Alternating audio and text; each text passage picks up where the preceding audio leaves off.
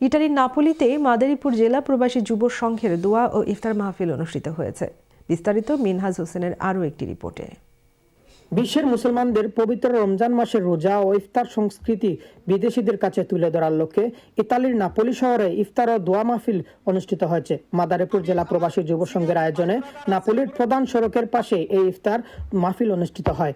সংগঠনের চেয়ারম্যান উজ্জ্বল হাওলাদারের সার্বিক তত্ত্বাবধানে ও সভাপতি সৈয়দ রাজুর সভাপতিত্বে সাধারণ সম্পাদক রোমানা কনের পরিচালনায় অতিথি হিসাবে উপস্থিত ছিলেন স্থানীয় গির্জার ফাদার, নাপোলির ২ নং কমিউনির কর্মকর্তা, ইতালিয়ান সংস্থা 3 ফেব্রুয়ারিও হিন্দু সম্প্রদায়ের পুরোহিত সহ আয়োজক সংগঠনের উপদেষ্টা মামুন হাওলাদার, হাজী কবির মুরল, লাবলু মুন্সি, বাবুল হাওলাদার, সিনিয়র সহসভাপতি আমিন খান, সহসভাপতি মামুন মাতব্বর, জুয়েল জমাদ্দার, সাধারণ সম্পাদক রোমান আকন, সহ সাধারণ সম্পাদক নয়ন হাওলাদার, সাংগঠনিক সম্পাদক রেজাউল মাতব্বর, কোষাধ্যক্ষ মামুন মাতব্বর, সহ কোষাধ্যক্ষ হিরো মোল্লা, ক্রীড়া সম্পাদক সানোয়ার হাওলাদার, সহ ক্রীড়া সম্পাদক নাসির মাতব্বর, নাপোলি কমিটির সভাপতি মাহবুদুর, নাপোলি কমিটির সভাপতি মাহবুব রহমান, সহ সভাপতি রিমন মাতব্বর, সাধারণ সম্পাদক তাইজুল খান, সাংগঠনিক সম্পাদক দেলাওয়ার হাওলাদার সহ ইতালি প্রবাসী বিভিন্ন আঞ্চলিক, সামাজিক, সাংস্কৃতিক ও রাজনৈতিক সংগঠনের শীর্ষস্থানীয় নেতৃবৃন্দ।